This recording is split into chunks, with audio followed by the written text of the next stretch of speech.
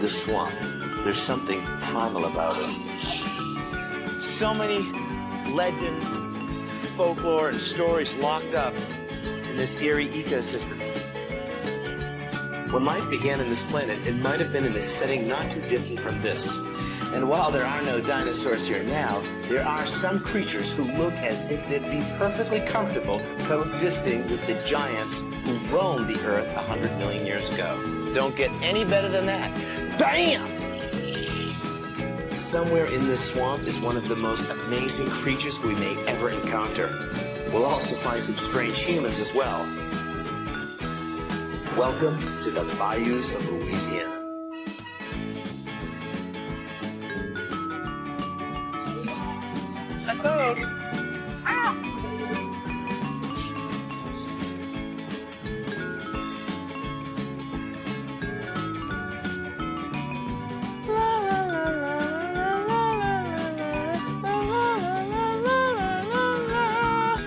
How's that for a sunrise, huh? What a beautiful place. Well, clearly, my experience has taken you to a region where there are angels about. In a region there are wonderful creatures like this. Isn't this beautiful? We're in the swamps and bayous of Louisiana, a place that if we look just in the right places, we can find some extraordinary wildlife. It's gorgeous. Ooh, it's okay. Like this beautiful, beautiful bird of prey. It's a barred owl.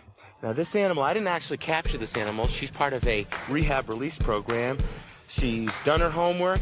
We've done a couple of wing exercises. She's mastered the art of capturing prey. And now she's ready to take on the wilds of the swamps of Louisiana once again. Amazing bird. Just look at that bird. Her eyes are extraordinary. They have amazing vision. These eyes are excellent for spotting prey at night. The price she pays for having such good eyesight and having such large eyeballs is that she can't individually move her eyeballs. Instead, she relies on a very extensive rotation of her head to spot prey. I'm sorry? Oh, yeah, I was just going to say that.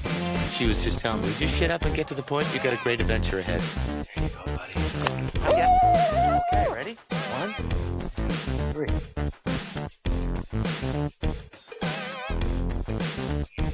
I love owls. I love Louisiana. Let's have a great adventure.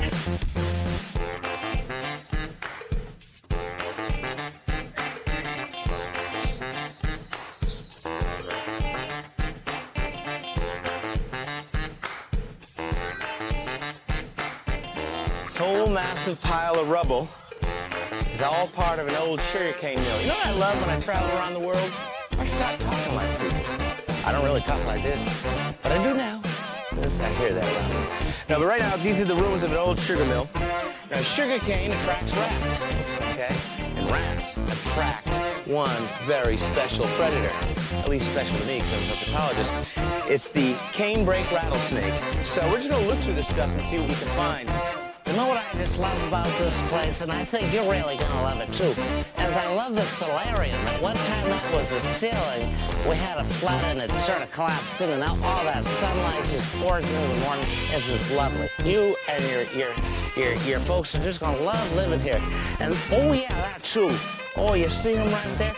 We're just gonna throw him in for you, because you know, he just has a great story about this place. Your kids will love him. I'm going to remove this slowly so you can have a look. Try to keep out of strike range. Isn't that nice? Look at that. Isn't he beautiful? This is the canebrake rattlesnake. Now I want to hold him in a way that I'm not going to get struck, because he is very venomous. This is a type of venomous snake that you don't want to pin. He's pretty active, pretty rambunctious, pretty spunky. And if I were to pin him with this stick, there's a good chance that I would injure him. He'd probably pull his head back really quick, and I might injure his spine. I also expose myself to a serious bite. And these animals can deliver a nasty bite. Very, very venomous. He's got huge venom glands and very long opposable fangs. And he will inject in you copious amounts of venom. If he chooses, he could deliver a dry bite. But if you get a wet bite, you're getting a lot of potent, powerful, tissue-destroying venom inside you. And there are legends about these animals taking people down and taking pack animals down. There are these stories that they would lose so many mules that were brought into Hall Cane in these fields. They lose so many of these mules that they literally lined the mules up around the plantation, and they would move them in as the mules would be moved out after they were struck by snakes. Timber rattlesnakes, and canebrakes, for that matter, are a snake which are disappearing very quickly from the landscape. An animal that, in just a matter of years, will need some serious conservation effort in order to keep them around our planet. But isn't that beautiful? What a gorgeous snake. Here you go, Mr. Canebrake. Why don't you go get yourself a nice rat there? The bayou seems to be alive with the sound of music. Let's check this out. Hey. Hey, how you doing? Yeah, that sounded pretty good. Can I have a seat? I don't mind. Thank you. So long. Not bad. Well, you got a guitar here. Would it be okay if I just gave this a try? Now, I'm not professing to be a master guitar player, but let's see here. I think I can follow you there.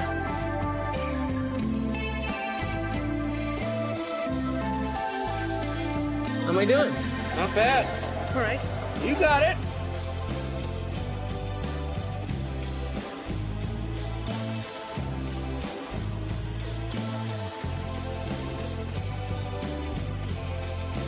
You got a real nice. Whoa, I got a nice... Just saying that. You got a real pretty. Excuse me?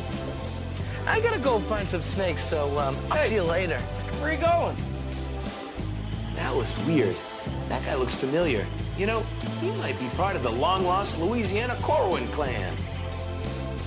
Coming up, believe it or not, there are alligators here. Who would have guessed? And later, if I can catch it, one of the strangest looking creatures you've ever seen.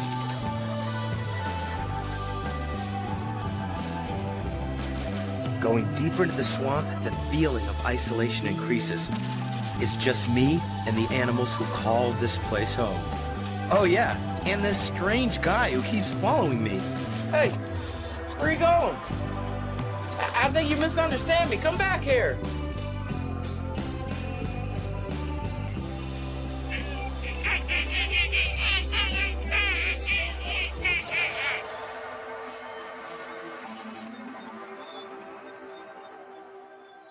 There you are. Look at this. Oh, gone. It's a good place for finding amphiumas. It's really muddy. They might snake their heads up. Ooh, there's a frog. This is frog country in here. Isn't that great? This is the green tree frog, a very, very common amphibian you can find in these ancient cypress trees around swamps. You can also find them in the gutter of a house or hanging underneath a very moist shingle. During the daytime hours, these animals like to stay where it's nice and moist. That's why he was hiding out in the crevice of a very squishy, rotten log. During the nighttime hours is when they appear. Okay, these animals are mostly nocturnal, and they'll come out at night. They'll call during the breeding season. They will also forage for their food, hunt for their food. Lots of different sorts of things will make the diet of this animal. Creatures like crickets, moths, flies, all sorts of things. And what's amazing about these tree frogs is look at this. They're just masters when it comes to climbing. At the tip of each finger is a suction disc, and that disc creates a vacuum on the surface that it's climbing on. It can hang upside down. It can adhere to a surface, bing, as smooth as glass. Aren't they just great? Just gonna get them up here. There you go. And I'm gonna place them right back in this little cranny of this rotten tree. Box turtle shell. Is you okay, Mommy? Is he gonna be okay? He's gone to heaven, sweetheart. Nice. Very nice. Look at this. If you look at the Earth, you'll see there's a coil, and that coil is part of the body of just a real wonderful, wonderful snake. Look at this, isn't he? Whoa, where are you going, buddy? Look at you. He's saying, why are you messing with me? Beautiful, isn't he? Just look at this snake. This is a speckled king snake, and he's not striking. The whole secret is that I rely on this animal's primary way of moving and dealing with its environment, and that is to slide across either the surface of the earth or the surface of the branches. So my job is to make my hands like those surfaces, and by doing that, he's not taking me as any sort of predator. I'm just sort of a part of the ecosystem. What many species of king snakes share in common is a food source they like to target in the wild. In the case of king snakes, they're named kings because they like to eat other snakes. And it is not impossible for an animal like this to prey on snakes like rattlesnakes or other venomous species of serpents. Amazing creatures and beautiful. You're looking for a good swimming hole? Well, here you go. You want to rip yourself a new A. Definitely don't want to be swimming in this pond, because underneath this blanket of water hyacinth is, about 30 or 40,000 pounds of alligators. This beautiful pond is an important breeding site for these animals. In fact, we've got 2 adults right here, which I'm going to pass very carefully. There's one, and there's another. This gives you a real good feel of what a gator nest is like. Because what these gators actually do is, whether they know it or not, they're creating a compost heap. Because all these reeds and grasses stack together and they begin to decay, and that decaying process creates heat energy. Thus, the compost heap becomes an incubator. It takes about, 60 to 70 days for those eggs to cook up to the point of hatching. And what the mother does is she comes to the nest, and what draws her to it is a It's the sound of the baby gator calling its mom. The mother then picks up the egg and, oh wow, look at this. It's exactly what I wanted to show you. And you don't get a better illustration of what it's like to be an alligator when you come to the world. Look at this. We have an emerging alligator. Hear that sound? That's the sound it makes, which draws the mother in. The whole secret is, when you're this big, you don't have a lot of energy to burn. So the mother alligator does something to assist. The mother will bite the shell and work it up and help it. Wow. Is that cool or what?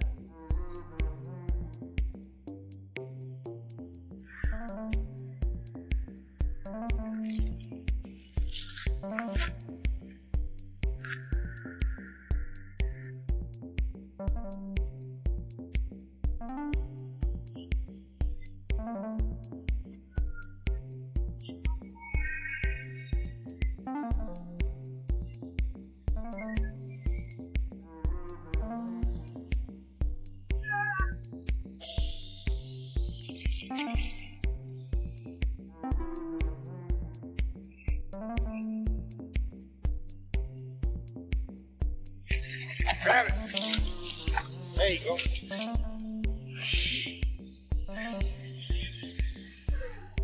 Isn't this nice? Aren't you beautiful? Now I can take a breath, because I am very happy. Because in my hands, I've got a young alligator, probably about 3, maybe 4 years in age. They grow about a foot each year. And this one,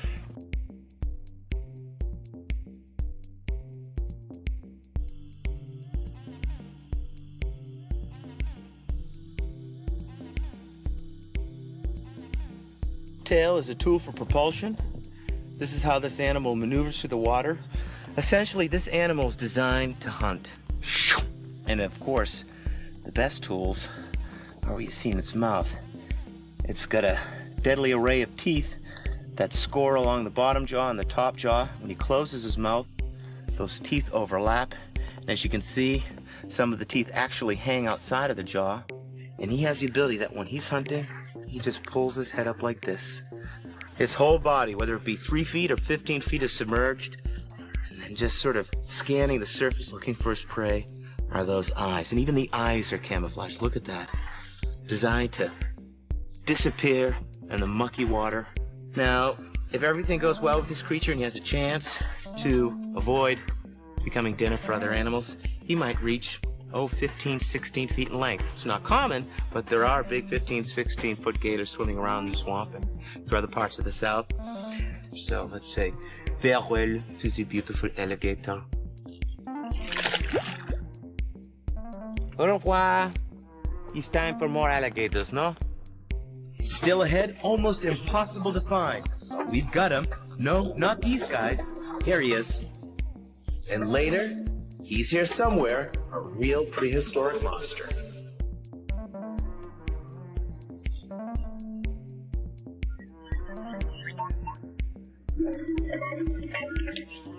We're about 25, 30 miles outside of New Orleans, and we're at an old military bunker site. Now, what's great about this place is that it's habitat to a huge population of very weird North American, Central, and South American mammals. The thing about an armadillo is their vision isn't very good. So as long as we sneak up very quietly, we should get nice and close. The other thing about an armadillo, they've got an excellent sense of smell, excellent hearing. If we keep that in mind, always think I might catch an armadillo.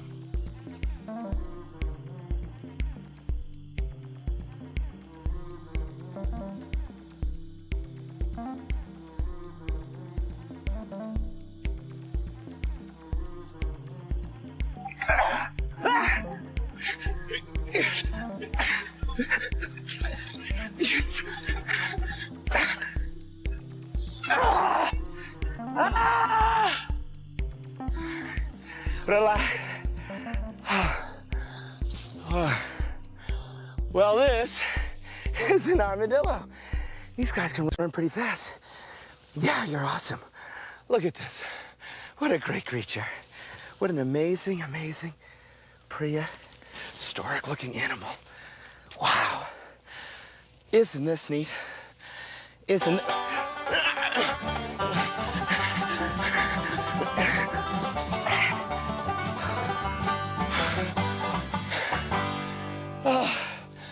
Oy vey. What a day. Now, this guy's giving me a run for my money. This is a nine-banded armadillo, an extraordinary creature. And these animals spend most of the daytime hours underground. And then when the sun starts to set, they emerge and they do their foraging. They're looking for ants, termites, worms. These creatures love annelids like garden worms or earthworms.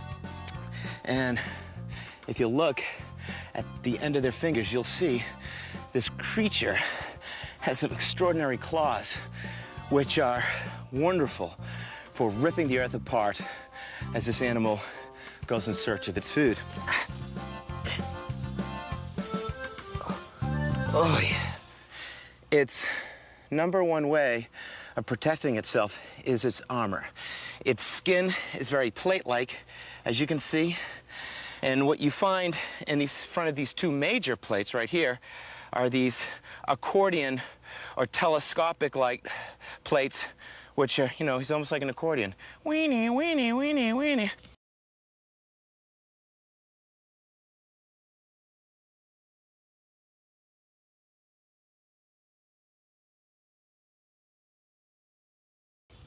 Oh, I don't know what to do. I am out here. Just down the road a little ways is the Big Easy, New Orleans. And a chance for us to encounter a creature that you would never see in the wild. Watch this. Here you go, buddy. Isn't that neat? Now, We've escaped the wilds of the bayous to show you something that is nearly impossible to see in nature. And that is this giant right here. This is an 8-foot alligator. American alligator, Alligator mississippiensis. Anatomically and physically, he's just like every other alligator you'd see out there floating in the bayous, except one tiny little thing, one tiny little genetic thing caused him to have a unique occurrence or event happen to his pigment. The actual melanophores, or the pigment sites, aren't present on this animal. He's got color around his eyes. He's not a true albino, but most of his body is pink or whitish in color. And what's amazing is, look at it, it's got blue eyes. It's the first time I've ever seen an alligator with blue eyes there. Sorry, I don't have any more fish here, buddy. I got a chiclet. He doesn't like chiclets. He's a carnivore. Now, here's a great mystery. Why would you not see an animal this big in the wild with this sort of color? Two big reasons. Reason number one is that when this creature hatches out, it's about 6 to 8 inches in length, essentially it's a lure for any predators to come grab it.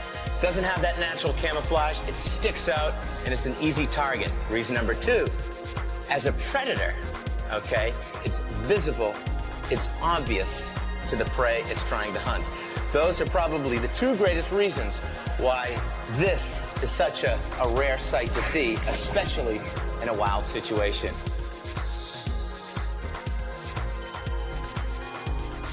The floodwaters of as many as 38 states find their way to the Chapalaya Basin, which covers more than 70 miles of south-central Louisiana. This liquid habitat is a continually changing maze of bayous and streams and lakes, and is home to a diverse array of creatures. Okay, back to the swamp. Let's go see what other creatures are lurking in this watery wilderness.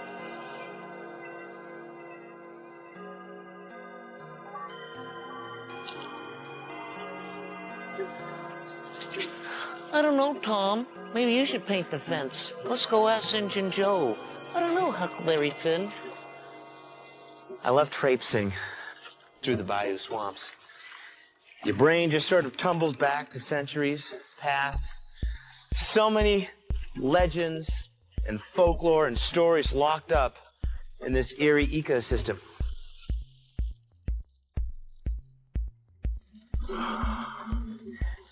I like a lot of things in the South. This is one of the creatures I really like a lot. This capture is going to be pretty easy because this guy is getting ready to shed, so it's not very dramatic.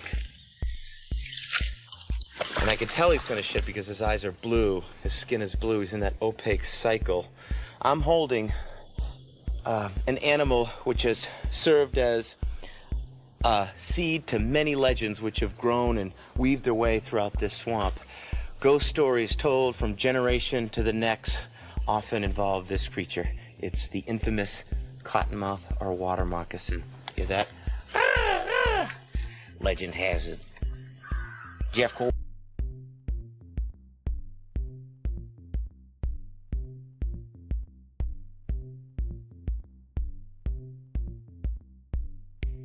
inside its mouth. I do this very gently. Clearly, if you ever encounter a water moccasin, you'd never do this. But if you look, see that? He's got fangs, a pair of opposable fangs, and he uses those fangs both as a tool to grab onto the prey, and most importantly, to inject the prey or predator with venom. That mouth. See that? White, white, white mouth. Cottonmouth. A beautiful animal. So we're gonna place this guy right back in this little niche.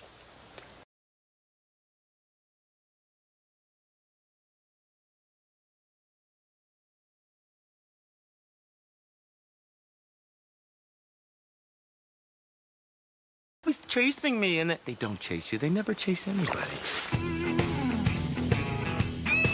Hey, you there. Wait up. Hey, I ain't gonna hurt you. Slow down. Up next, if you're gonna trap a bear, you need the right bait. So what kind of don'ts do you use? We'll also answer the age-old question, what does a bear weigh in the woods?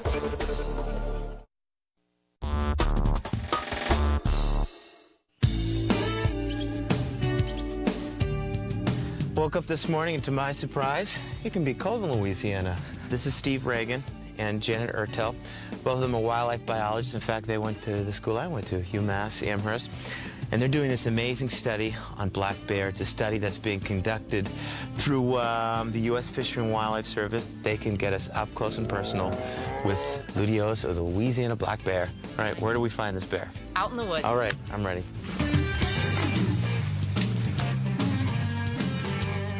This bear usually has been hitting us. We have just a modified watch for a timer. And it's usually been coming about 1 or 2 o'clock in the afternoon. So this is one of the spots we think this afternoon we'll have a better chance at. So what kind of donuts do you use? Can I see what they look like? Let's see. I won't eat it. We should have given him some breakfast. Here's a nice... Okay. This will thank you, bear. We've got a signal. I'm gonna go see if it leads us to a bear.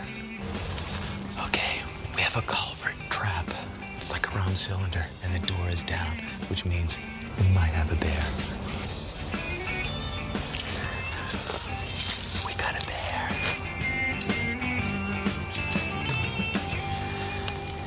She's sleeping. No matter how calm she seems, don't touch The cover, yeah, because she can hook. Yeah, she could hook you. Yeah. Yeah, you put any body part in there, Yeah. you'll stay in there. Yeah. Okay, so this is the, at least the component of our kit that we use for actually the stage of getting her drugged. To knock her down. Right. And we have the drugs that we're going to use with syringes and needles to hydrate it and get it all ready. We have a thermometer. Now, how will you deliver this? Okay, so we'll make up our drug, and then we're going to use our blow darts.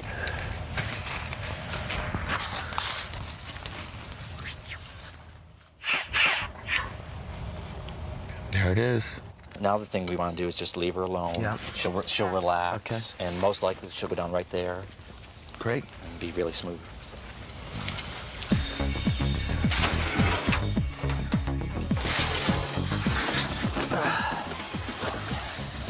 Do we remove the dart or? Yeah.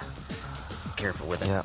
The whole thing is to take this information, take the data in a way that is as least invasive as possible. So they'll monitor temperature, all sorts of things, cover her face, so there's really no stimulation at all. What smells like milk? That's her. That's her teats? Well, no, that's her. That's bear smell. Bear smell? Yeah. Is the milk almost smells like dried milk? Yeah. It smells like dried milk. Well, these claws will be used to shimmy up a tree, rip open a nest, powerful enough to take down prey, delicate enough to tweeze off berries. 98.8. Is that a typical temperature? Yeah, it's really nice. Anywhere between 98 and 100 degrees. So it's almost like human beings. Yeah, pretty much. They're a little bit hotter than us. And how long will she stay down? She'll be out probably for about an hour, 2 hours. Okay. And you can see by the wear on her teeth, she's a very old female. The molars are worn way down. She's probably How old do you think she is? 15 years old. Really? And they can manipulate these lips. I mean, where they can actually take canning jars and open the lids on them. Yeah. Take a single blueberry off of a Bush. All right, so should we get some information before she wakes up? These are some of the differences in luteolus that we're measuring right now. Some of these measurements are where you see the differences. 27, does that seem right? Yep. 58, does that seem right? 26. Tight, snug. Yeah, snug again. 80. And they actually do have a little bit of a tail there. 154. It's a little dirtier down at the end. Yeah. You get used to it. Boy, that's been worn down, huh? See all the berries that she's been stepping in. And she could use a nice pedicure. 8.5. And this is where you're glad that they're immobile, because you're going to basically yank it up by its roots. Yeah. And it's the root that's important to us. And that's for genetic studies and chemical studies, see what they're eating. And it's a pretty standard thing that's done now. Let's go ahead and get a weight on her. That's right. And that will be the basics to our data collection, and then we can just...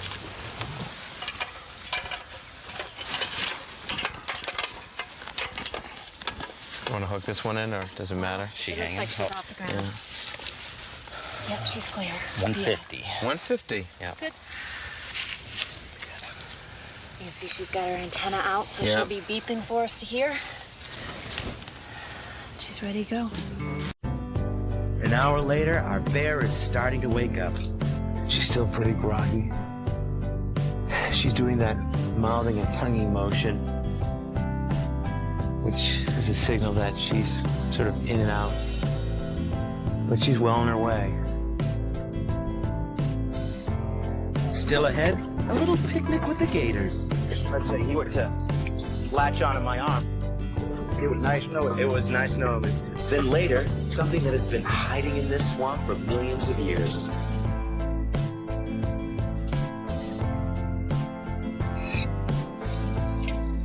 Here in the deep swamp, we can hear the music created by the creatures who inhabit the bayou.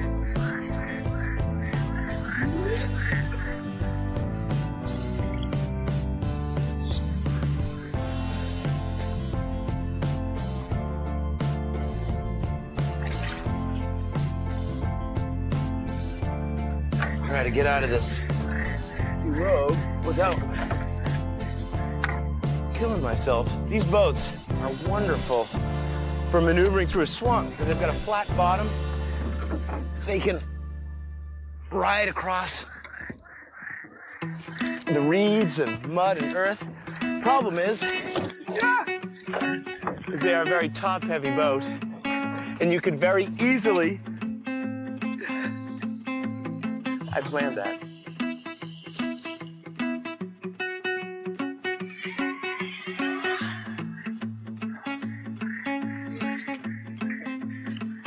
This is so sad. Don't die, little buddy. Come back. Actually, he's not dead.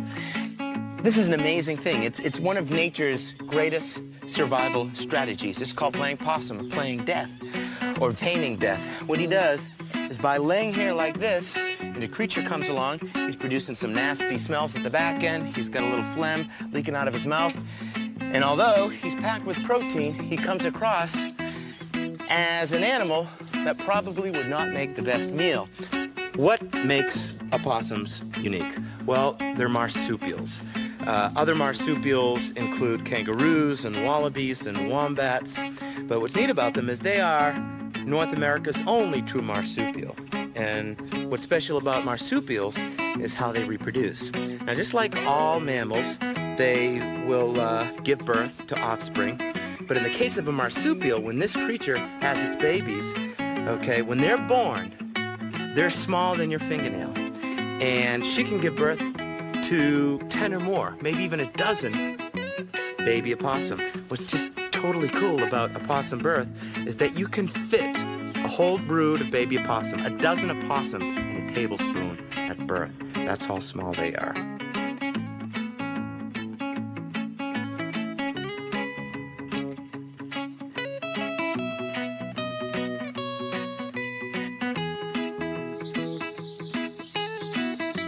I'd like to go even deeper into the swamp and see more alligators, but not in this thing. I'm gonna pay a visit to someone who knows the backcountry like the back of his hand.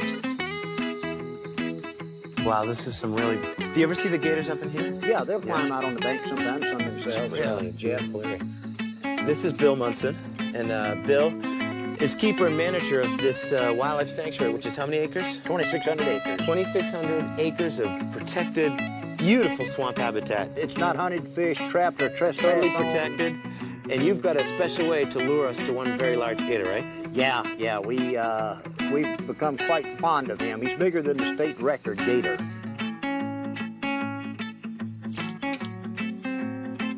Raccoon's crossing the bridge.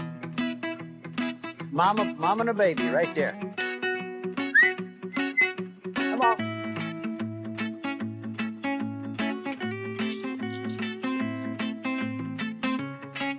Look at the size of it. That gator has a head that's about 1.5 feet in length from the tip of its snout to the back of its eyes. About 15 feet in length, probably weighing a good 1,500 pounds. Huge. Now, I want to show you a big gator right here. Here we have this creature, 14, 15 feet in length. He's weighing well over 1,000 pounds. A huge, huge, colossal creature. And he's nearly invisible.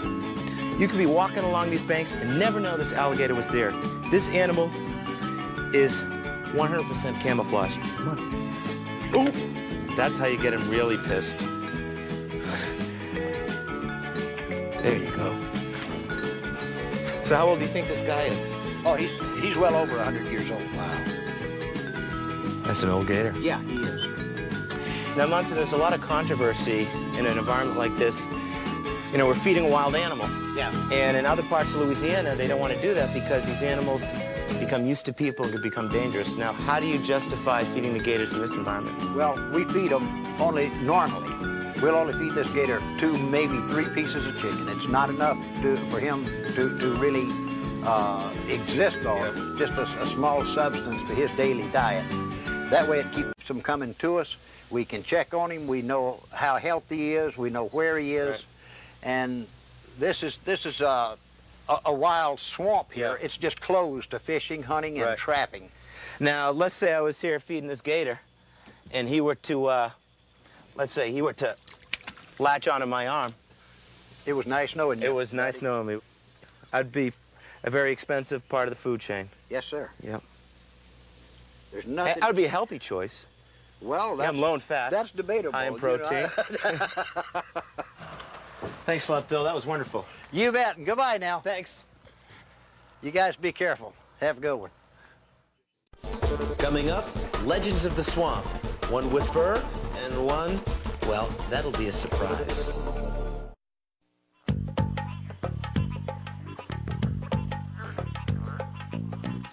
Moving all around me are about 1,000 creatures. 999, I don't like, they're mosquitoes. If you don't like mosquitoes, you do not want to spend summertime in the swamps of Louisiana. There's one creature that is precious. It's a swamp rabbit. Now, normally, this would be a tough animal for us to have contact with.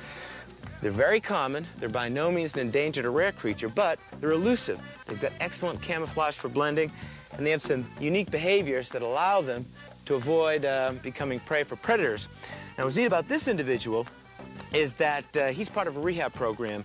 He was found as a baby rabbit, and now he's ready at that stage to be released, which gives us a chance to experience what makes him so special. And you're gonna see something that you've probably never seen a rabbit do before, and that's swim. Swim like Esther Williams. Okay, buddy, you ready? Let's see what he does. Look at that, huh? Okay, that was good. You can come back now. This mud will swallow you if you let it. We're in the Chafunkti River system. And there is a reason why I've selected this particular spot. Because I know that living right in this area is the largest alligator snapping turtle you are ever gonna see. It's an individual that's actually being used, or future use, in a breeding program for these animals.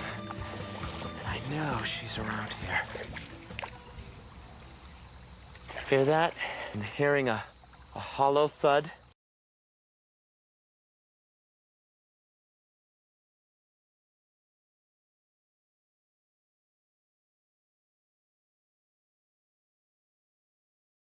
For a head, huh? Oh my God, look at this. My sciatica. Now this is what Louisiana is all about. It's all about amazing creatures like this. Because we have just unearthed what is the largest species of freshwater turtle throughout the Americas. And it's probably one of the top 2 or 3 freshwater turtles you're gonna find in the entire world. Look at this animal. I mean, it just blows you away. You feel like you've stepped back in time, you've time traveled 1 million years ago, more than 1 million years. You could go 100 million years past, and you would find creatures just like this. This is an animal that has gone from one generation to the next, right on through and past the dinosaurs into contemporary time periods. And it's made this transition with very little change to its design. But I think his best way for capturing his prey is just by standing still and allowing himself to disappear. What he does is he just lays at the bottom of that pond or river, and he just sits there with his mouth open, agape. And he lets the prey come to him.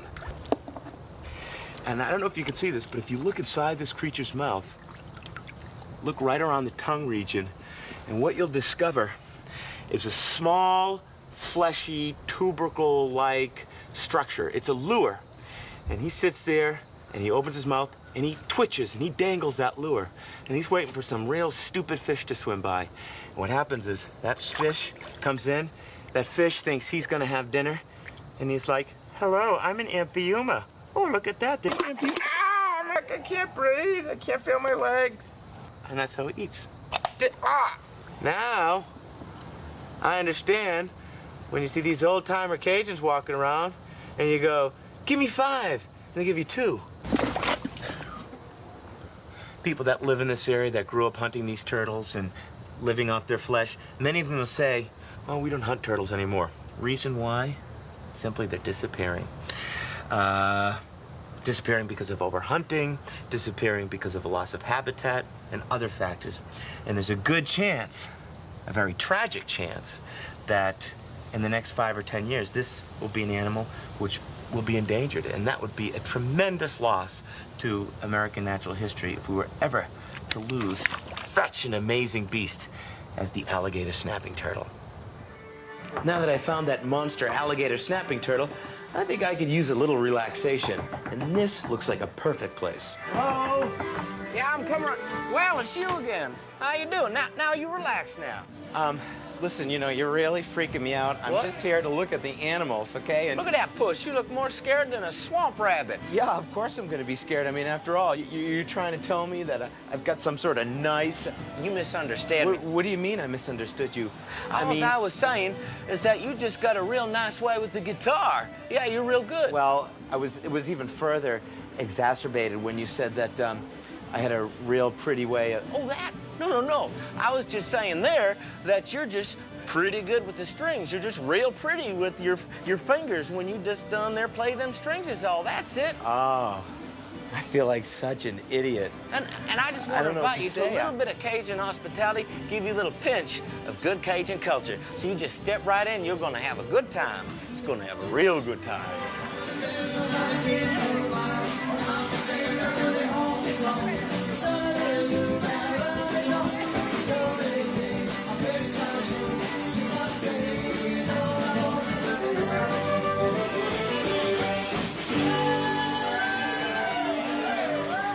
So my trip to Louisiana was wonderful.